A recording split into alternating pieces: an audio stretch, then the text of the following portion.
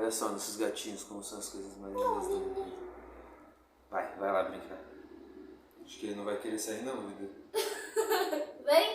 Salve, salve quebrada, tudo certo?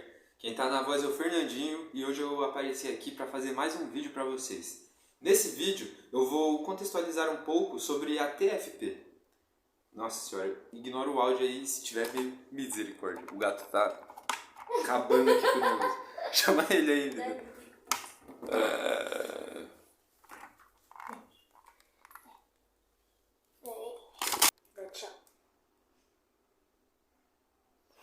Então, pessoal, pudemos voltar aqui após algumas interrupções. Ontem, dia 16, eu não sei que dia que vai sair esse vídeo, mas no dia que foi gravado, ontem, eu participei de uma live no canal do professor Daniel Gontijo, onde eu falo um pouquinho da minha história, pois participei de uma organização chamada Arautos do Evangelho. Essa organização tem a ver um pouquinho com o tema que vai ser tratado aqui hoje, que irei dizer um pouquinho sobre a TFP. Mas ao decorrer desse vídeo vocês vão entender qual que é a ligação e onde tudo isso se conecta. A TFP é uma organização registrada como Sociedade Brasileira de Defesa da Tradição, Família e Propriedade. Ela foi fundada em 1960 por Plínio Corrêa de Oliveira. Plínio era tido como o master dessa organização. Ele era que tomava todas as decisões, ele é que construiu a ideologia da organização. Ele que, enfim, vestiu a TFP da forma que ela é hoje em dia.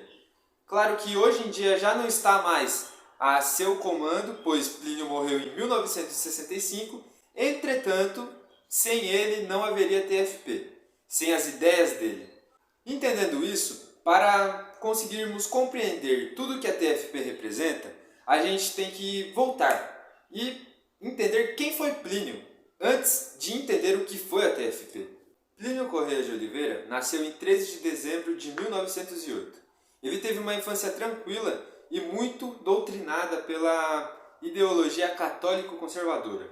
Sua mãe foi Lucília Corrêa de Oliveira, pessoa também muito importante para a construção do movimento e para toda a sua organização. Eles viam em Plínio e Lucília uma figura de santidade. Eles realmente veneravam essas pessoas. Eles tinham um culto a essas pessoas, pois entendiam que foram duas pessoas que tiveram uma vida perfeita, que não tiveram em nenhum momento um desvio da doutrina católica e entendiam tais pessoas como santas. Lucília Corrêa de Oliveira era de uma das principais famílias da aristocracia de São Paulo.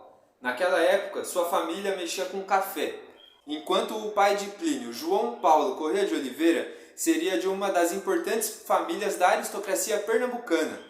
Em sua família, eles tinham o costume de mexer com açúcar. Eles eram portadores, eram donos de engenhos.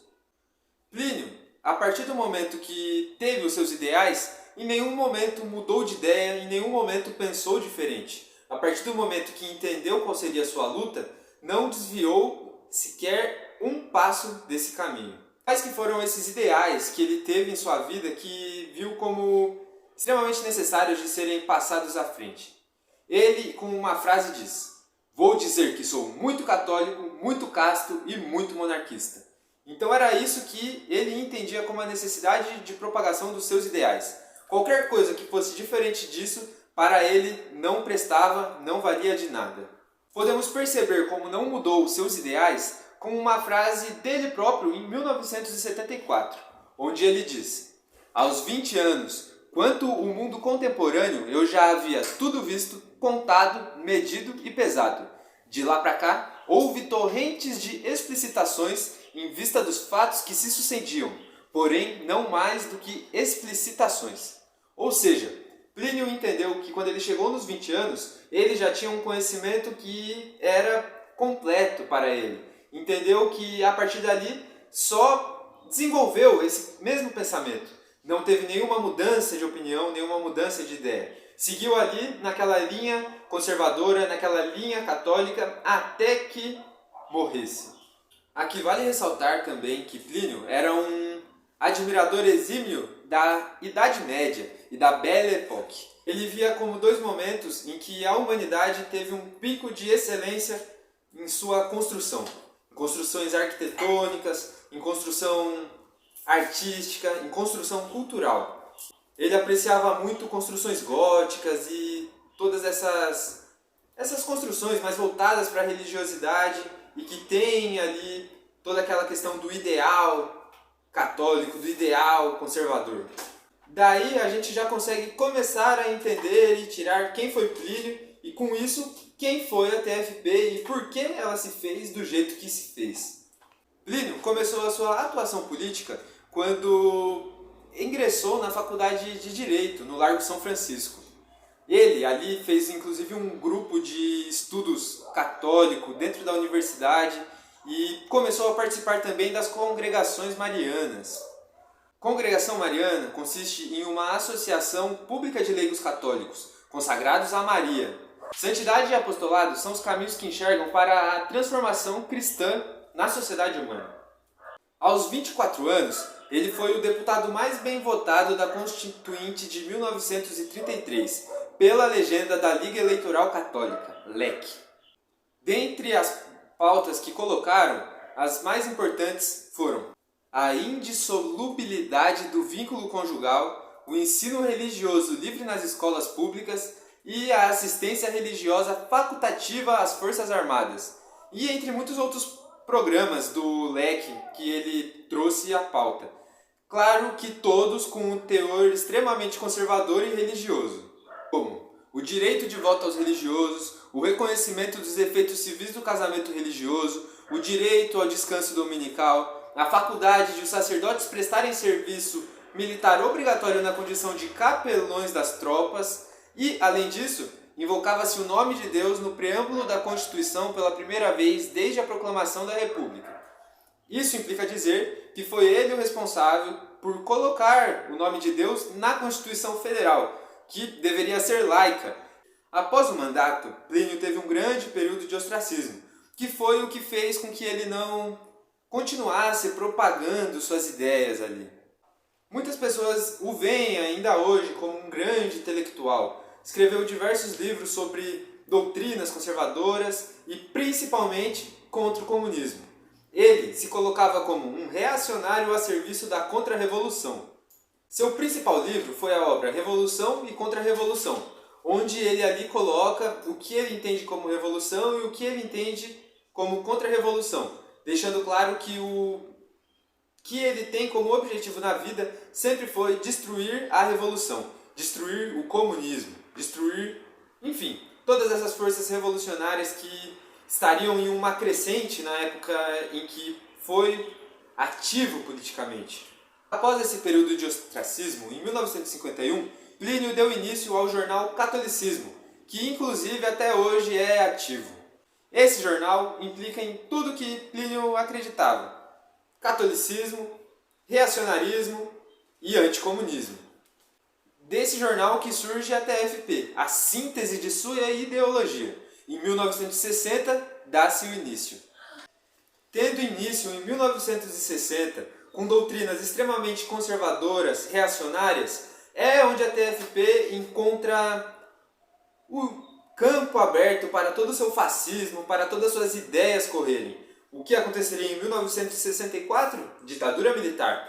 Como tinham essas ideias, a ditadura foi o terreno fértil para tudo que pudessem crer. Inclusive, foram dos principais organizadores as Marchas de Família com Deus pela Liberdade, que foram um movimento de apoio à ditadura. Inclusive, essa questão do anticomunismo. Como já foi dito, eles eram pessoas extremamente anticomunistas. Plínio tinha uma ideologia extremamente anticomunista, que deu legado à TFP. Aqui vale uma citação de Plínio. Vou ler para vocês o que Plínio entendia como comunismo. É porque o comunismo é a negação radical de toda a religião, de todo o princípio religioso e até da existência de Deus ou da espiritualidade da alma. É por esta razão que os comunistas, tirando daí consequências para os mais variados campos, constroem uma concepção da vida, uma concepção da sociedade, da família, da cultura, da arte, da política, de tudo quanto os senhores queiram, que é uma concepção própria e especificamente ateia. É a conclusão do ateísmo. Plínio continua. O comunismo reúne todas as características do ateísmo. Ele é, portanto, uma das formas possíveis do ateísmo, mas é uma das formas mais radicais. Em nosso século, ele é o ateísmo por excelência.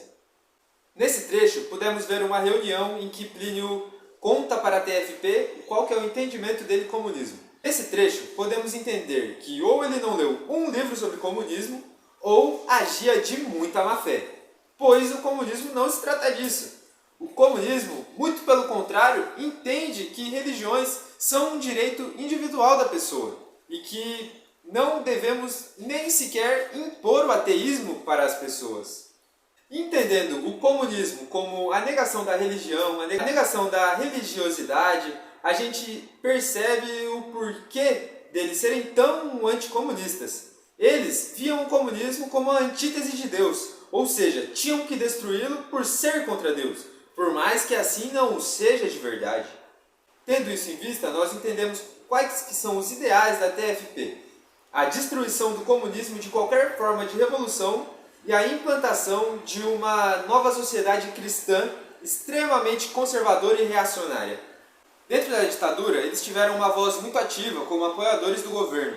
Inclusive, no site do Memorial da Resistência, que é um museu que tem aqui em São Paulo para as vítimas dessa situação, eles têm uma página dedicada a eles, onde ali delata os ocorridos que fizeram eles serem relevantes em período de ditadura. Obviamente, apoiando o governo e contra a democracia e o resto da população. Eu vou deixar aqui embaixo na descrição, inclusive essa matéria e algumas outras que complementem tudo que eu estou falando, algumas referências bibliográficas para que ninguém venha dizer que eu estou mentindo ou alguma coisa do gênero. Então, se você acha que eu estou mentindo com o que eu estou falando, pode ir aqui nos comentários e ler e tirar suas próprias conclusões. Dentre muitas outras pautas que a TFP trouxe, nós podemos ver, por exemplo, em 1966, quando eles coletaram uma série de assinaturas que colocava ali a necessidade do fim do divórcio. Ou seja, eles eram contra o divórcio. Eles acreditavam que, por ser uma indissolubilidade dentro da igreja, também assim deveria ser para o governo. Em 1968, eles juntaram assinaturas para a expulsão dos padres dizidos comunistas dentro da Igreja Católica. Eles eram e são extremamente contra qualquer forma de progressismo, inclusive dentro da religiosidade, condenando assim o progressismo religioso de maneira árdua. O principal momento de atuação política da TFP foi nesse momento da ditadura militar, como eu contei para vocês. Após isso, também tiveram um baita baque, pois Plínio morreu em 95.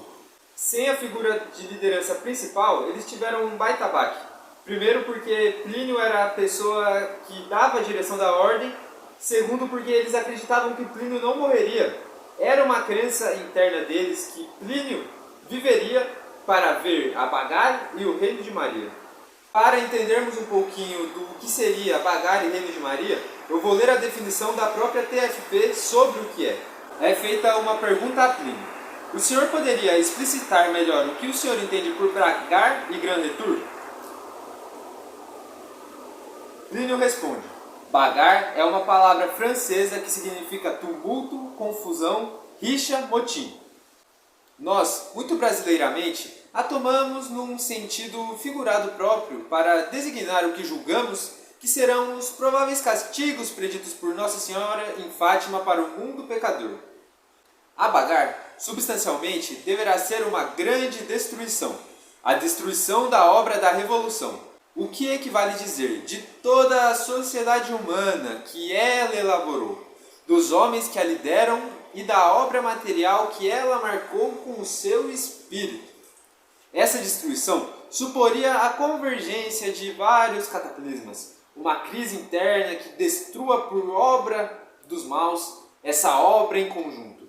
Um morticínio tremendo, guerras, guerrilhas, vinganças particulares e possivelmente epidemias, catástrofes cósmicas e termonucleares. Provavelmente com uma intervenção sensível e oficial de demônios, com efeitos misteriosos e imprevisíveis.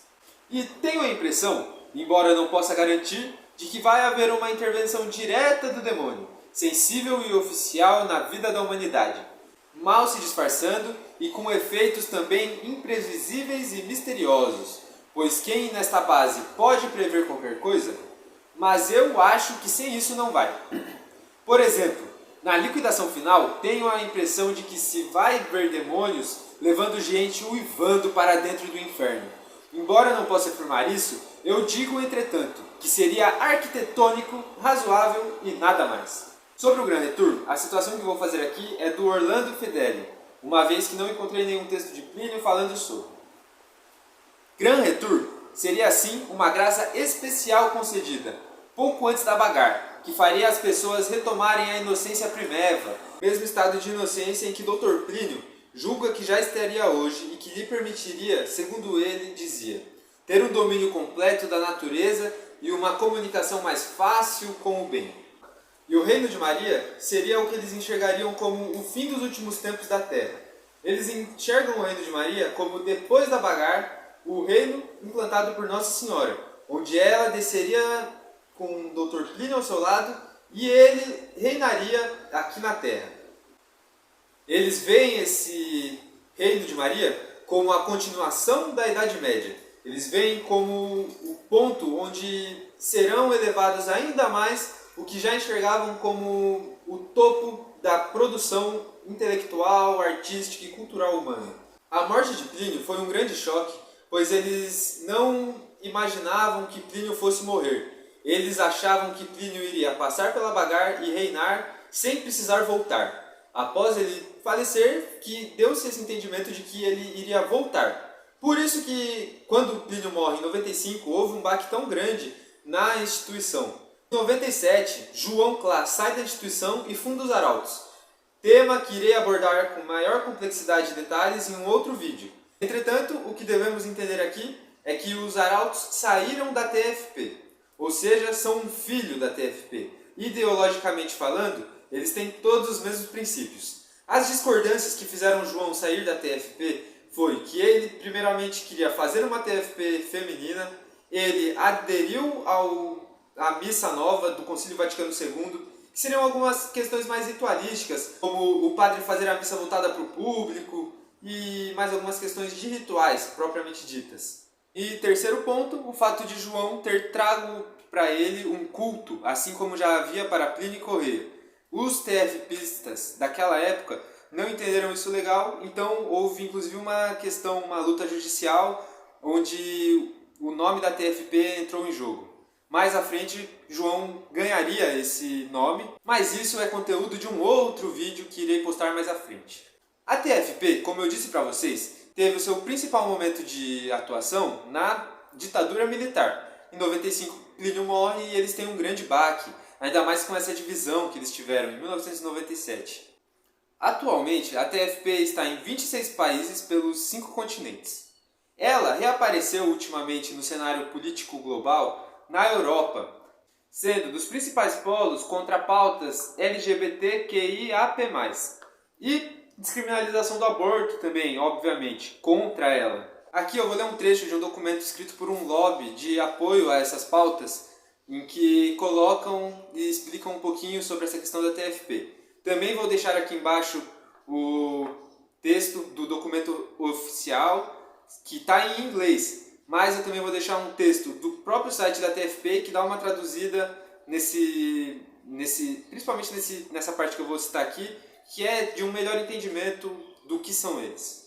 As novas gerações da TFP, especialmente na Europa, levaram a um nível superior o que já era sua marca e metodologia. É provável que as TFPs não contem mais do que algumas centenas de membros por país. No entanto, as suas pequenas dimensões por número de membros são compensadas com a sua ação pública, capaz de alcançar centenas de milhares de pessoas. Não obstante o caráter elitista, as organizações TFP são especialistas na mobilização de base. As organizações TFP são excelentes no mass mailing, nas campanhas públicas e nos protestos. Algumas desenvolveram os próprios mídia, que vão das revistas a agências de notícias e até canais televisivos. Portanto, mesmo com um baque de 95 e aparentemente não conseguirem se reerguer, provaram que quem acreditava isso estava errado, pois com sua ideologia fascista conseguiram se reerguer e estão tomando frente conservadora novamente no debate público. Observando a forma em que estão atuando na Europa, nós podemos ver que fazem exatamente o que foram criados para fazer, que é destruir e propagar contra qualquer forma que não contribui e não compactue com seus ideais. Tal organização que age dessa forma, com um caráter abertamente e claramente fascista, obviamente configura um perigo à democracia, configura um perigo a todas as pessoas. Imaginem o que essas pessoas poderiam fazer se chegassem ao poder. Chega a dar arrepios só de pensar. No que me cabe, estarei pronto para fazer tudo o que posso para ver o fim dessa organização. Como sabem, o próprio nome do canal já sugere, sou um comunista. Participei dos arautos, vi tudo isso e agora estou do outro lado. Entendi que, na verdade, o monstro que eles pintaram é a forma ideal, ao meu ver pelo menos, de como deve a humanidade gerir as coisas. Vivi o fascismo e justamente por causa disso dedico todas as minhas forças a combatê-lo. A tudo que me cabe, quero fazer. Por isso vi a necessidade de publicar esse vídeo, de gravá-lo, estudar a TFP um pouco mais e divulgar para vocês, para que vocês possam assim começar a tomar conhecimento do que são, entender como funciona o processo de manipulação, entender quais são suas crenças, tomarem mais cuidado com organizações que possam ter aspectos fascistas.